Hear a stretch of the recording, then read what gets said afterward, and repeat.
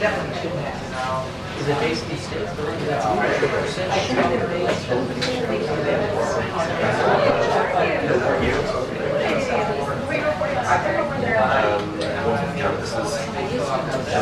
They're all over.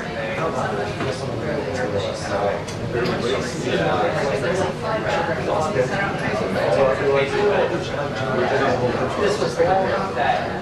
And then he worked on it all. Really much as Yeah, he worked on it also. There's two talks. Yeah, they can't be allowed. It's a really 1920, you know. Yeah. Just like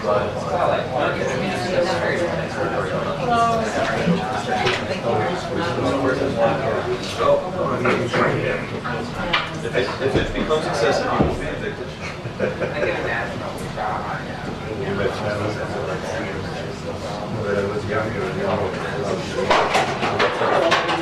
So yeah, no worries. You know, it's like a comedy. I didn't get any single and suddenly I was rubbing my eyes.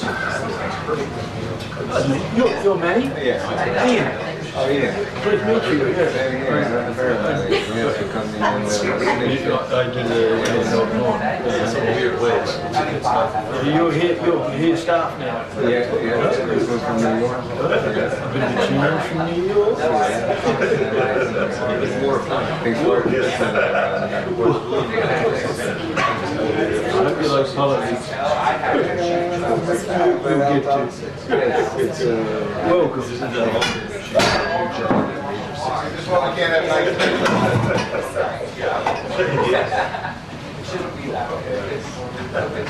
Yeah, well, he's coming in here, wrecking place. He was right.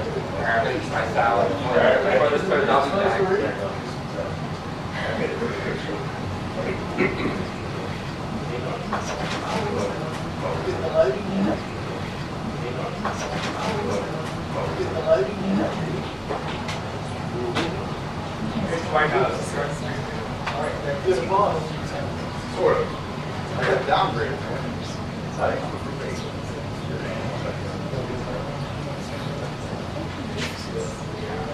Yeah, I think that this is awesome. It's like 4:30 in the morning. Jack is so lovely. He's so nice. And you're basically lost like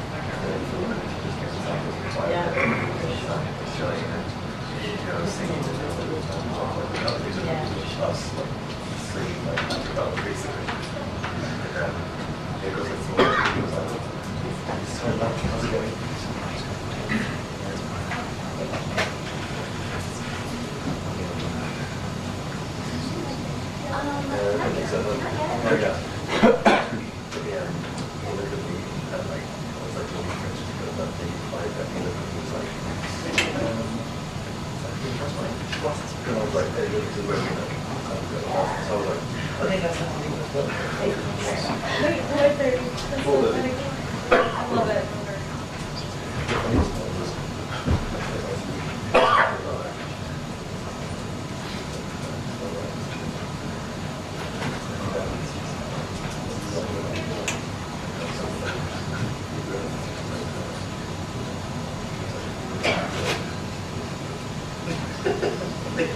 I'll let her know, right?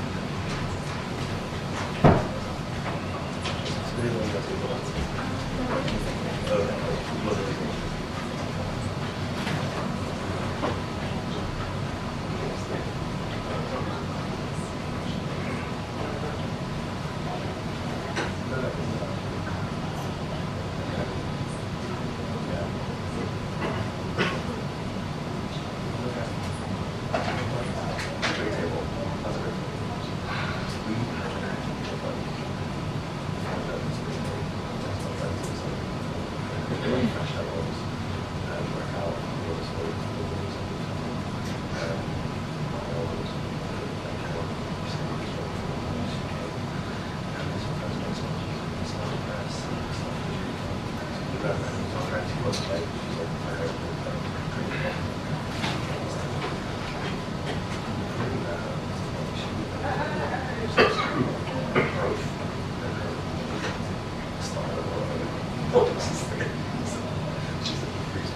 mean, they announced this notion about, yeah, we read yeah,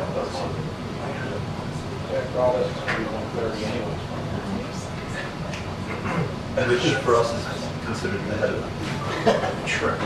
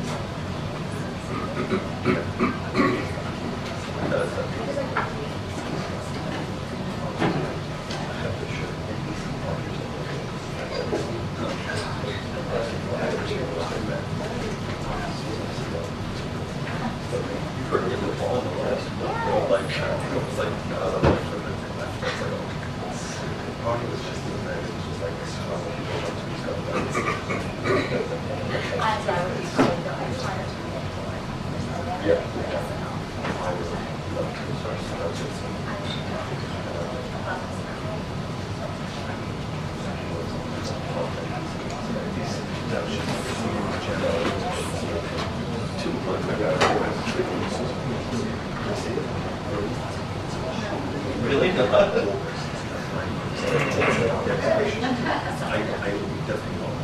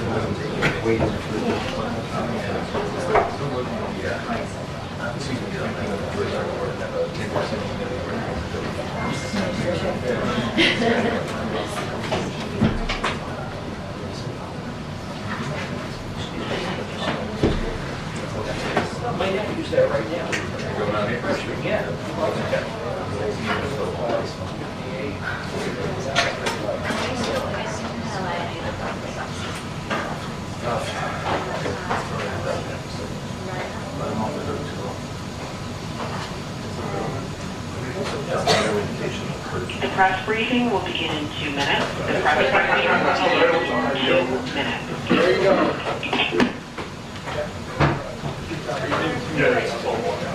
Manny? Take care. I certainly live. I was there.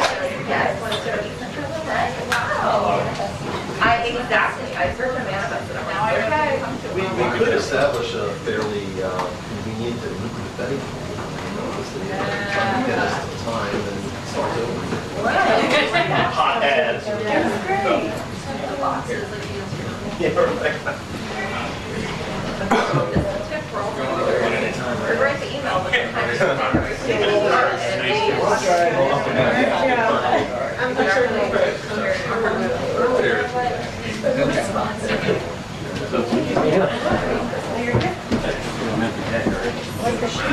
Keep telling them to give you the phone. Yeah.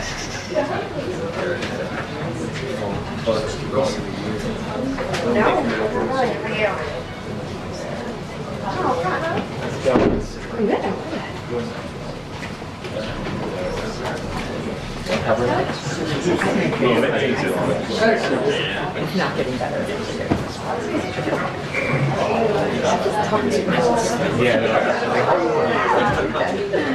I'll literally lean away.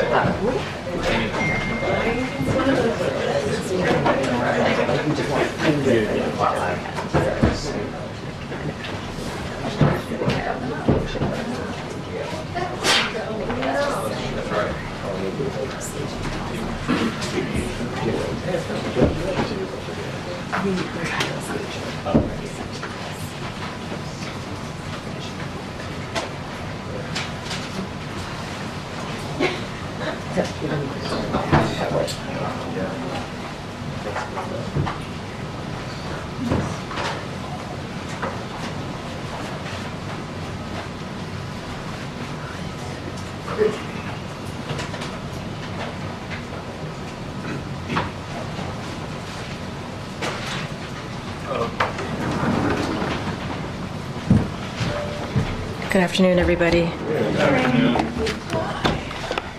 I just have a couple things at the top, and then we'll get going. On May 7th, the President will travel to Capitol Hill to deliver the keynote address at the U.S. Holocaust Memorial Museum's annual Days of Remembrance ceremony. During the Days of Remembrance, we remember and mourn the 6 million Jews who were systematically murdered by the Nazis and their collaborators during World War II. The President will also discuss our moral duty to combat the rising scourge of anti-Semitism and the Biden-Harris administration's work to implementing the first ever national strategy to counter anti-Semitism to make real the promise of never, never again. Today, Florida's extreme 6-week abortion ban takes effect. That's before many women even know they're pregnant. We should all be concerned that this extreme abortion ban will put desperately needed medical care even further out of reach for millions of women in Florida and across the South. But it's not just Florida, and it's not just abortion care under attack here.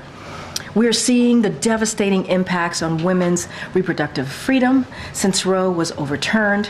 In states across the country, women's health and lives now hang in the balance.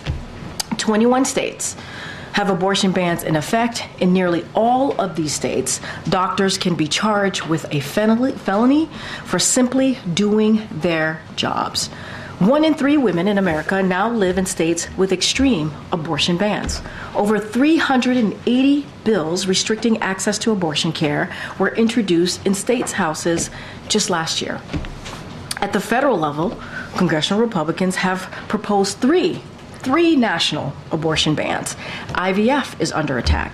Contraception is under attack. And women and families are fearful that their deeply personal medical data could be used against them. All of this chaos and devastation was made possible by the former president, who worked very hard and got it done to overturn Roe v. Wade. President Biden and Vice President Harris stand with the vast majority of Americans who believe that the right to choose is fundamental and that healthcare decisions should be made by a woman with the help of her doctor, not politicians. They will continue to call on Congress to restore the protections of Roe v. Wade into federal law, the only way to ensure every woman can access the care she needs regardless of what state she lives in. The reason we started early, I know a lot of people were asking, is because I have a meeting with the president at about 1:30 or so, and so I'm going to try and get to everybody's questions, or as many questions as possible. With that, Zeke. I know, I said it and I was like, oh darn. There's Rosen. Oh darn, there's Rosen in the back. Two-Wit, Mr. Two-Wit in the back. Go ahead, Zeke. Turning over to you real quick. I understand Secretary Blinken's in the region right now, but has the President and the White House got any indications for how Hamas might respond to this ceasefire proposal, and what is the level of concern within the administration that Hamas could respond in the negative? So our position remains, and we are going to be very consistent of what we've been saying, is that we believe that there should be a ceasefire as part of this hostage deal, and it should happen immediately. And there has not yet been a response from Hamas, as you know. We believe that all efforts need to be brought to bear to convince Hamas to accept the proposal immediately, and have made that clear to our partners in the region. As you just stated, Secretary Blinken is in the region meeting with our regional partners. He is going to be holding an on-the-record presser in the 1 o'clock hour, where he's going to be talking about the humanitarian aid that we've been able to get into Gaza for the people of Gaza, the all-important humanitarian aid. As you know, it's a dire situation there, so he'll speak to that. And Hamas should just not continue to get in the way of much-needed relief for the people of Gaza. They need to move forward and move forward with this deal. And that is going to be, this deal is also going to obviously create an opportunity to get more of that humanitarian aid. And let's not forget the innocent people who they took hostage, over 200, and that includes Americans. They need to come home to their families, their loved ones, and we have also American hostages that are part of that. We're part of that 200, as you all know. So Hamas needs to. There's a deal on the table. Hamas needs to take it. And then here at home, there's been some dramatic images really across the country over the last 24, 48 hours, especially from the Columbia, UCLA last night, University of Madison, Wisconsin, other campuses. Has the president been monitoring this? And why have we not heard directly from the president about these protests that have taken over institutions of higher learning across the country, the police responses, instances of violence? Why have we not heard directly from the president? So just a couple of things. The president is being kept regularly updated on what's happening. As you just stated, across the country, he is monitoring the situation closely. So is his team. And I would just add that no president has spoken more forcefully about combating anti-Semitism than this president. Let's not forget, in 2017, he was very clear what we saw, the anti-Semitic vial that we saw in Charlottesville, on the streets of Charlottesville. He called that out. And one of the reasons he stepped into the 2020 election is because of what he saw, is because he wanted to speak out and speak against what we were seeing in this country at that time. Democracy was under attack. Our freedoms were under attack, and we're still fighting for that today, obviously. But he hasn't just done that by speaking. As you heard from my topper, he's taken action. He's taken action by moving forward with the first ever U.S. national strategy to counter anti-Semitism. More than 100 new actions were introduced, obviously, in that strategy. And that is how seriously this president takes it. And I think what's important here is that he's taken action on this issue. And just quickly, does the president support those police clearing operations like we saw in New York? We've seen some of these other college campuses. Look, we've been very clear on that. Americans have the right to peacefully protest. They have the right to peacefully protest, as long as it's within the law and that it's peaceful. Forcibly taking over a building is not peaceful. It's just not. Students have the right to feel safe. They have the right to learn. They have the right to do this without disruption. And they have a right to feel safe on campus, as I just said. They have a right to attend their commencement without feeling unsafe. And what we're seeing is a small percentage of students. That's what we're seeing. They should not be able to disturb or disrupt the academic experience that students have. So, look, that's how we see things. It is important that students and communities feel safe here. And at the same time, we are going to be really forceful here and continue to underscore how anti-Semitism is hateful speech. It is wrong, it is abhorrent, and we're going to continue to call that out. Thanks, Karine.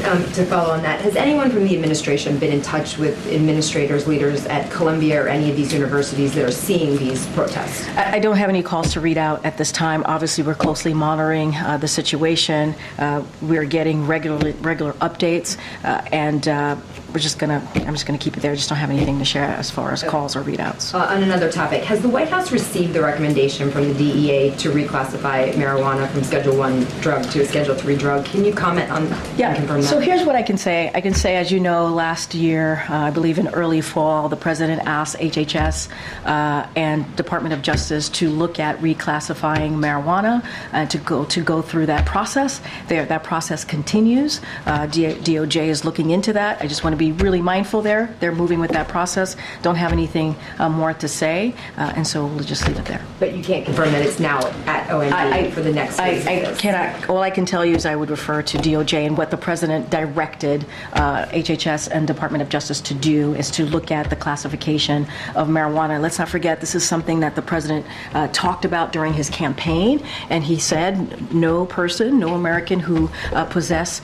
marijuana, only possesses marijuana should be go to jail. It is affecting communities across the country, including communities of color, and so this is why he asked HHS and Department of Justice to look into this, and that's what they're doing. You mentioned campaign. Is this something the White House thinks can help the president right now in an election? Well, I'm talking about the campaign. I know, I appreciate that, but I'm talking about the campaign and his campaign. This is a commitment, a promise that he made when he decided to run back in 2019, and he was very clear why it was important, he believed, to ask Department of Justice and HHS to review this, and that review continues, and so don't want to get ahead of what DOJ is, how they're moving forward.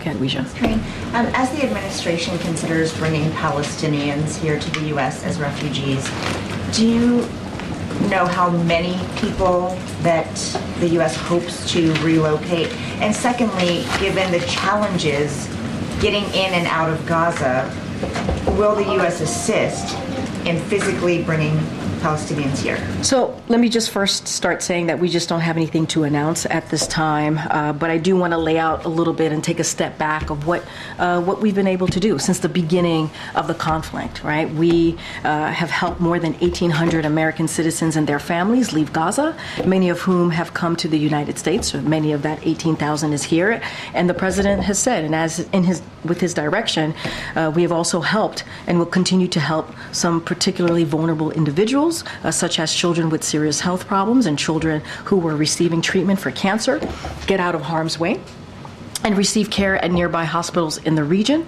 And let's not forget, the president, this administration continues to be the largest contributor of humanitarian assistance. This is something that the secretary is going to be talking about in this hour. The humanitarian assistant going into Gaza to address the conditions, the humanitarian conditions in Gaza. Obviously, as we know, they are very dire, and we are pressing hard to get more urgently needed aid into more people as soon as possible. That's why this hostage deal is so critical, besides, of course, getting the hostages home, but also creating an opportunity to get that more additional humanitarian aid in, and would lead to a ceasefire. Now, in terms of the refugee admissions program, which is what I believe you're asking me about, we are constantly evaluating policy proposals to further support Palestinians who are family members of American citizens and may want to come to the United States. So we're evaluating it. I don't have anything to announce at this time. And then a quick one on the communications with protests and people related to protests. Has the president spoken to Mayor Adams since the NYPD became involved in dealing with them? Understand the question, don't have anything to read out as far as a conversation with the mayor from the president, but I think we've been very, very clear about what we're seeing on the ground. I've been answering these questions for the past couple of days. Go ahead. Thanks. You said the president is monitoring the situation. Is he aware of the reports that a fair number of the people arrested on several campuses are not students? Look, that is something for obviously local government to speak to, local police and law enforcement to speak to, and what they're seeing and what they're reporting. That is something that I can't speak to at this time. I've heard that reporting, but that is something for them to speak to at this time. But he's not aware of that. Well, he's getting regularly updated on the situation and monitoring. So I assume that that's part of his update, but he is getting regularly updated on what's happening across the country and campuses. Thanks, Karine. Because it's Federal Reserve Decision Day, I thought it'd be an opportunity to ask for an updated view on the administration's view of central bank independence, but specifically because the president has in recent months, twice at least, talked about the direction of interest rates. I want to clarify, what is the administration's position on that fine line between directing the Fed versus predicting their actions? So, look, the president is very, very clear. We've been clear since the beginning of this administration, and we believe that the Federal Reserve is independent. It is important that they have their independence as they're making that very important monetary policies that they have to make. And so the president believes in independence. independence. When the president has spoken about that, and I think I've said this whether in a gaggle or here at the podium, he's reflected a public interpretation of recent data. That's what he's speaking to. But as far as the independence of the Federal Reserve, we are very much very clear on that. The independence is good for the Federal Reserve's independence is good for economics, and it benefits workers, it benefits families, it benefits businesses, and so that's what we want to continue to make sure that they have their independence so they can make those really important decisions. Okay. A quick one separately. I wanted to get the White House reaction to the news that Tesla has eliminated almost all of its supercharger unit that was setting up the EV battery plants across the U.S. How do you think this impacts the goal of bringing 500,000 of those units to U.S. soil? Look, so when it comes to any type of private company decisions, obviously that's something that they have to make that the decision on. What I will say broadly is that we brought together public and private sectors to build a convenient and reliable national charging network that everyone can use. And so since the Biden-Harris administration, more than 40 EV charging infrastructure companies have announced new or expanded manufacturing facilities in the U.S. And so this is evolving and competitive market where multiple companies are playing leading roles here. It's not just one company, but so want to be really careful on a private company's personnel decision or any type of decision that they have to make on behalf of their business. But we have believed that we have brought together both sides, the public and private sector, to really speak to this and deal with this. Good, Gabe. Thanks, Karine. I wanted to follow up on a previous question that was asked, and respectfully, you didn't quite answer it. The question was, why hasn't the president been more forceful in talking about the protest? You talked about how he's talked about anti-Semitism, but specifically on the protest, why hasn't the president been more forceful on that? And I hear the question, Gabe, but respectfully, the president has been no other president has spoken about anti-Semitism than this president. But that's not the question. It's the protest. And I'm answering it in the way that I believe is the best way to answer your question, which is the president has been very, very clear. He's been clear about this. He's taken action. He put forth a strategic plan to counter anti-Semitism, more than 100 new actions, and not just taking actions, but is actions that across the administration. This is a whole of government process, right? We have the Department of Homeland Security that's involved. We have the Department of Education that's involved. We want to make sure that we are dealing with this, not just words, not just speaking out, but taking action. And so, look, the president is going to continue to monitor this. Obviously, he's going to continue to get regularly updated on this. We have spoken from this administration. You've heard from the vice president. You've heard from the second gentleman. And you've also heard from this president who's taken questions on this. And what we believe, and we're very clear on this, is that peacefully protesting within the law is something that every American should have the right to do. And we are also going to call out any type of anti-Semitism that we are hearing, that we are seeing, the hate. That's something that we have done, not just throughout this administration. This president has done that throughout his political career, and we're going to certainly continue to do that. And so, look, that's where we stand. I think that is a very forceful place to be when we say we have taken action. We have taken action here. You mentioned that the president has taken questions on this. Again, respectfully, he hasn't. He did take a question where he said he condemns those who don't understand what's going on with the Palestinians. I know you've been asked about that, but since you brought up Charlottesville, what do you say to those critics who say that he is trying to have it both ways, that he's essentially, trying to talk about both anti-Semitism and what's going on with the Palestinians? I would say to those critics is no, he's not doing a both sides scenario here. When you think about Charlottesville, you think about the vile anti-Semitism that we heard on the streets of Charlottesville, right here in Virginia, right, not far from here. The president and many of us wanted to make sure that was called out. Somebody died. A young woman lost her life. And when the president saw that, it put him in a situation, or he believed it was the right thing to speak against that. He wrote an op-ed that was in the Atlantic because about that. He decided to run because of what he saw in Charlottesville. And that was just vile, nasty rhetoric. And you had, former president talk about both sides. There was no both sides here. None. Absolutely none. as it relates to the Palestinians, he was talking about a dire humanitarian situation that we're currently seeing. I just mentioned Secretary Blinken is going to be talking about the humanitarian aid that we are trying to get into Gaza for the people of Gaza. We're trying to get this hostage deal done so that we can get hostages home and create an environment to get humanitarian aid that would lead, also the hostage deal would lead to a ceasefire. Those things are not the same. They are just not the same, fundamentally not the same. And it is in bad faith. It is in bad faith to say that. Go ahead, Ann. Okay. Actually, no, I had a similar question, but I believe you addressed it. I am also just curious, what are you meeting with POTUS about? Fair enough. Well, as you know, the president's going to go to North Carolina tomorrow, so that's going to be an important trip, and so we'll be discussing that. Okay. Yeah. Yeah. Oh, great. Okay. These protests that have been going on college campuses, we're hearing that some of them are starting to wane a little bit, but they're not just a one-day protest. This has been going on for quite some time. Is there some concern within the Biden administration that this may be eroding public view, if the court of public opinion may be turning against what the president is standing for, and that maybe they're not hearing the anti-Semitism message?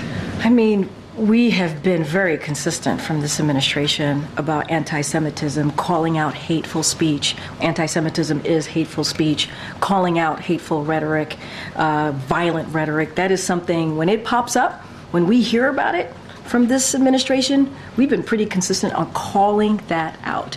That should not be, we should not be seeing this in campuses, in communities. It should not be part of the political discourse.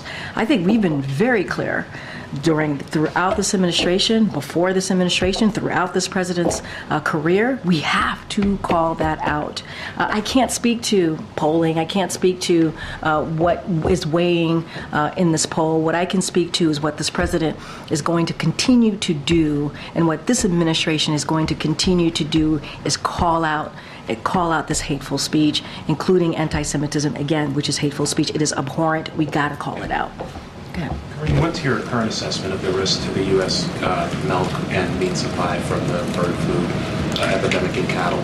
Yeah, so I know that the Department of Agriculture has been on top of this. I know that they are not seeing any concerns to milk or any of the cattle or the meat that we're consuming. Well, I don't consume meat, but some of you, all of you out there. And so obviously they are taking this very seriously. They're monitoring the situation.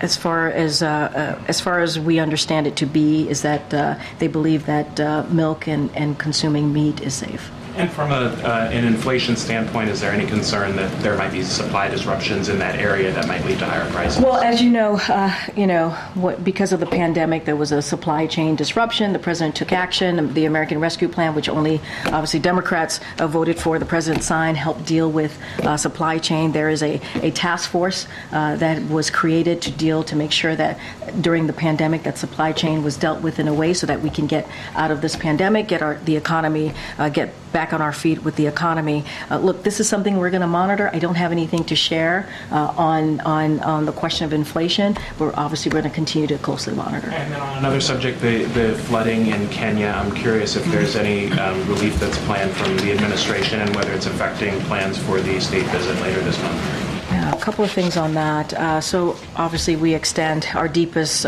condolences to the families, loved ones, and communities who have been impacted by the catastrophic flooding in East Africa, obviously not just Kenya, over the past month.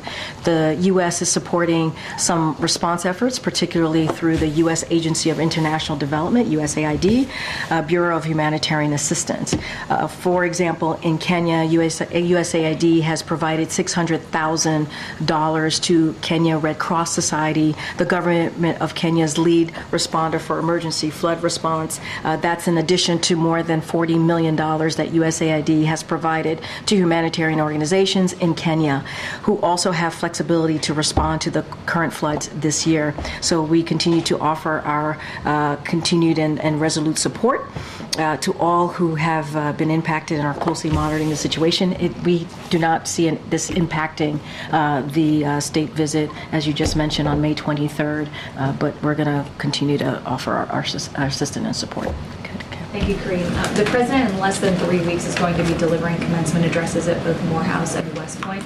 What sort of environment is the White House preparing for the president to encounter there? So when you speak about environment security or anything like that, that's something for the Secret Service to speak to. I can't speak to that. What I can say is the president is very much looking forward to speaking to graduates. What mood does he expect to encounter on campus? What I know you mood? can't talk about. Well, I mean, look, I don't want to get into hypotheticals here.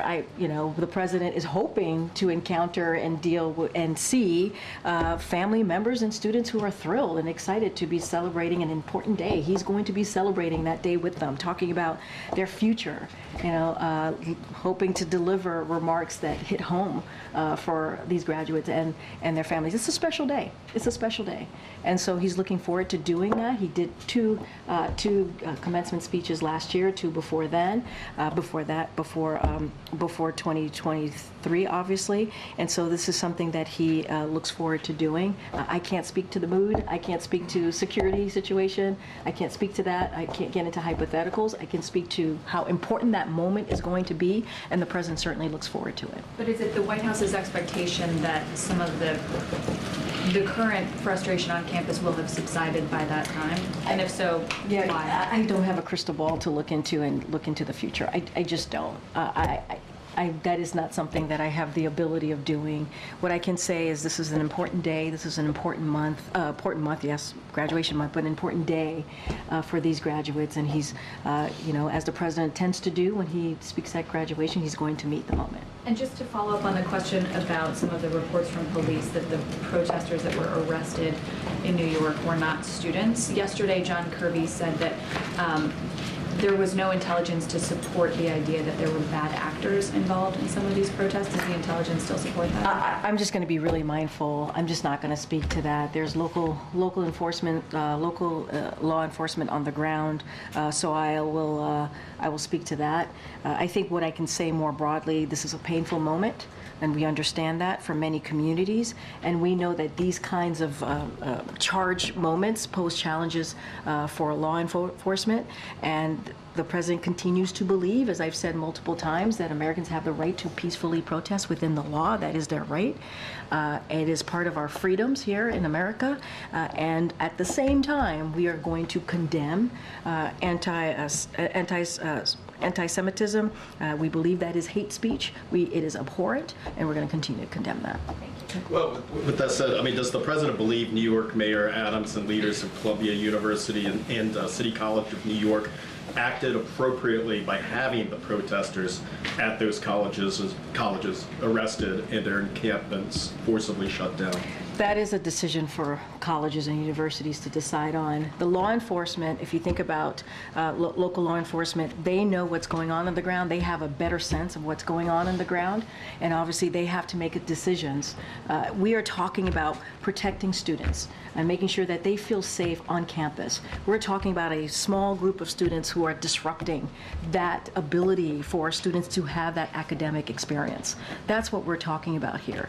We believe, and I will continue to say this, Americans have the right to peacefully protest within the law. That is incredibly important. And we also have to condemn hate. We have to condemn anti-Semitism. That is something that this president believes. We also understand, as I just stated to your colleague, that many communities, this is a painful time and is a very charged environment, charged moments. When you see those type of charged moments, they do pose challenges for law enforcement. But that is their decision to make. Well, when we look nationwide, all these protests erupting at college campuses, has the response, been the appropriate response, or has it been, too harsh? So look, there's going to be local investigations. There's going to be cases on this, and I don't want to get ahead of that. I can't go into every case here. What I can say is, in these charged moments, we understand how difficult it is. We understand how painful it is in this moment, and how because of those charged moments, it can be challenging for law enforcement. At the same time, students have to be allowed, Americans have to be allowed to peacefully protest. That is important. That is part of our freedoms here in America. We got to make sure that we continue to say that. We believe in this administration that we have to continue to say that and call out any anti-Semitism that we see. It is dangerous. It is abhorrent. We got to call that out. Go ahead. Thanks, Karine. On a different topic, would the president encourage Democrats to help protect Speaker Johnson from being ousted from his role if Marjorie Taylor Greene were to make good on her threat to move forward next week? We've been very clear when it comes to internal leadership discussions in Congress. We just do not get involved. That is for Democratic leadership to speak to. That's not something we get involved in. Thanks, Karine. I'm wondering if the White House has any response to the reports of violent clashes on UCLA's campus last night, that there was a group of counter-protesters that tried to forcibly dismantle the pro-Palestine encampment and the clash that resulted afterwards.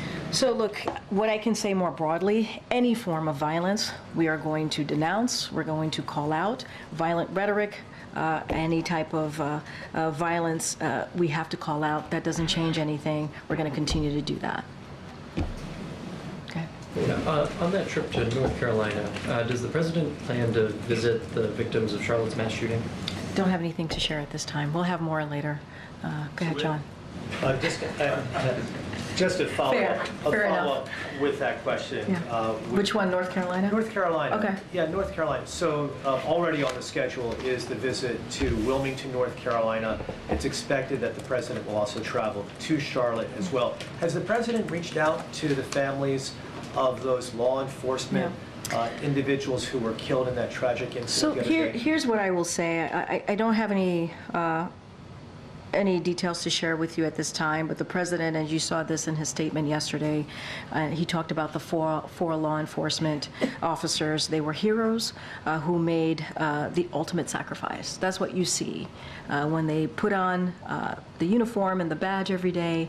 They are putting their lives on the line, and they made the ultimate sacrifice. So obviously we pray for them, we pray for their families and others who were injured as a result of this senseless violence. And so we'll continue to keep them in their prayers as it relates to North Carolina tomorrow. I just don't have anything to share at this time. Okay. I have a question on Elon Musk's China visit. He concluded a surprise visit recently, meeting with senior Communist Party officials and made some deals with to work with the Chinese technology companies. Is the White House worried that the U.S. advanced electric vehicle technology will be in China's hands, and would the administration look into the deal if there is a national security? I'm going to be really careful. Elon Musk is a private citizen. I'm just not going to speak to his travels from here. I'm just not going to speak to it. Okay, get Adam. Thanks. I wanted to follow up once more on Gabe's question, because I think the way that you responded leaves maybe the impression that the White House views anti-Semitism as synonymous with the protests as a whole. That's no, the only issue I was you're very gonna clear address. about there's a small number of students who are causing the disruption, and I've been very clear about that. And we have to make sure that we create a safe environment. A safe environment is created for students to learn, for students to be able to go to graduation. I've been very clear, a small number of students. So maybe the specific question Yeah, is, sure. what is the White House, how does the White House view the protests themselves, the causes behind them, the frustrations behind them? Does the White House view those as legitimate? So, look, top line here, every American has the right to peacefully protest within the law. That is something that we believe. Seizing buildings, taking over buildings is not peacefully protesting. I think we've been very, very clear about that. That is not peacefully protesting. Students have the right to attend class and feel safe and feel like they are in a safe campus environment. That's what we want to see. And I've also said over and over again, we believe that it is a small percentage of students who are causing this disruption. And they're causing a disruption that really takes away from students' academic experience. Might take away for some their commencement experience, which is supposed to be a really important day for many of these graduates. And so at the same time, we're going to continue to underscore that anti-Semitism should be called out. It is hate speech. And that should not be allowed, not on college campuses, not in communities, not in the political discourse. And so, been very clear about that, and we're going to continue to do so. In terms of, the causes that are driving these protests, the frustration with the war in Gaza, frustration with U.S. support for Israel in this offensive, does the White House view the drivers of these protests as legitimate? We believe and understand that this is a painful moment for many communities. We get that. I mean, we say that over and over again. That's why the president and senior White House officials here have had multiple conversations with members of those communities to hear from them, to listen to them. And we also believe people have the right, Americans have the right to peacefully protest. That is part of what freedoms here in America, that's what it all means. It is important to be able to peacefully protest within the law. Hate speech should not be allowed. We should condemn that. That's what this administration has always been consistent about and clear about, and we're going to continue to do that. Go ahead. Thank you, Karine. Some of these encampments, they had matching tents. We're being told that there are professional outside agitators involved. We don't know if they're being paid to sow chaos by domestic folks or foreign entities. Does President Biden want his administration to find out who is funding some of these protests? What I can say, I cannot speak to the organizations that are being reported that's on the ground. That is not something for me to speak to. That is obviously something that local governments, local officials, I keep saying local government, local officials are going to speak to. They'll have better information on that. What we have said, and I don't think I've iterated that yet from here, is that the DOJ and FBI is going to continue to offer support to universities and colleges in respect to federal laws. So that is something that the DOJ and FBI is doing. As far as local organizations and what is all being reported on the ground, that is something that that local law enforcement certainly is looking into. And I understand that President Biden historically has spoken very forcefully about anti-Semitism. But this week he's not. He's MIA. Is he that worried about losing the youth vote with these protesters? I'm going to be mindful. You're talking about youth vote. You're talking about 2024. No. Young people. I have to say what I have to say, and just give me a second. So I'm not going to speak about somebody's doorbell. Is that a doorbell? Alarm. An alarm. Okay. All right.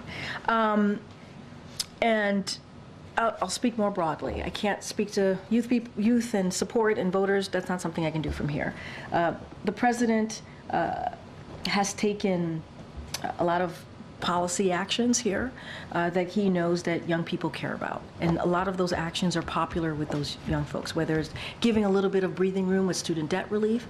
We made an announcement today, matter of fact, and we are going to continue to do that because we think it's important as families or as an American and you coming out of college and you want to build a family, buy a home, you have the opportunity to do that and not be crushed by student debt. The president understands how important it is to deal with that issue. Climate change, something that young people really, truly care about. One of the crises that the president said he came into having to deal with was the climate change crisis. As the president has taken aggressive action to deal with climate crisis.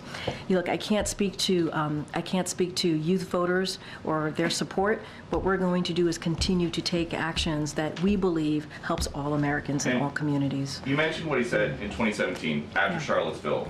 He said about Trump's response then, Charlottesville for me was a moment where I thought silence would be complicity. Yeah. So how do you explain his silence this week? The president has not been silent on this issue when it comes to hate speech, anti-Semitism. He launched the first ever anti-Semitism strategy to counter anti-Semitism, something that no other president did. No other president did. A school building at an Ivy League campus got taken over. And we call that out, and we said that is not peacefully protesting. Taking over a building at a university or college is not peacefully protesting. And we've been very clear. Taking more than 100 new actions to deal with anti-Semitism in this administration, no one has ever done that before. Not any other administration has ever done that before. We're going to continue. We're going to continue to do the work, and it's not just here in the White House. We're talking about DOJ. We're talking about Homeland Security, right? We're talking about Department of Education, talking and working with campuses and colleges to deal with this issue. We have seen a uptick in anti-Semitism in the last, certainly several months, in the past year. And we have to call that out, and it is not okay. It is not okay. Go ahead, Phil. Thank you. Two quick questions here. You've made the distinction between the president's support for peaceful protest and, say, less than peaceful protest. I'm curious, what is the president's view, what is the view from the White House on some of these college campuses where we've seen the U.S. flag torn down and the Palestinian flag replace it? What I will say is this. Americans have the right to peacefully protest within the law, and we have to also respect that we cannot disturb campuses in the way of taking over buildings, in the way that we have seen. That is not peacefully protest. It's just not. And look, we have seen some really vile, hateful language used against the Jewish community, Jewish Americans in this country. It is a dangerous time for that community. And we have been very clear about what we need to do to fight that hate, but also condemn that hate. And so we're going to continue to do that. And as it relates to what's happening, obviously the actions that colleges and universities are taking, obviously it's up to them. They're on the ground, but we're going to continue to call that out. And zooming out just a little bit here, not all of these protesters have expressed anti-Semitism, but some have. And I'm curious, does the president believe that at perhaps some of these universities that higher education has gone off the rails, that something more fundamental has gone wrong on these college campuses? I mean, I wouldn't go that far. And you said it in your question to me, it is a small percentage of students who are causing this disruption. And students should feel safe to go to school. They should feel safe to be able to have that all-important academic experience. They should be able to have their commencement and be able to have their families and loved ones show up for them on that important day. And I wouldn't go that far in your question because, as I stated, and you stated, we believe it's a small number of students who are causing this disruption. And if they're going to protest, Americans have the right to do it in a peaceful way within the law. And we're going to continue to call out hateful speech, as we have been. Thanks, everybody. Thanks, everyone.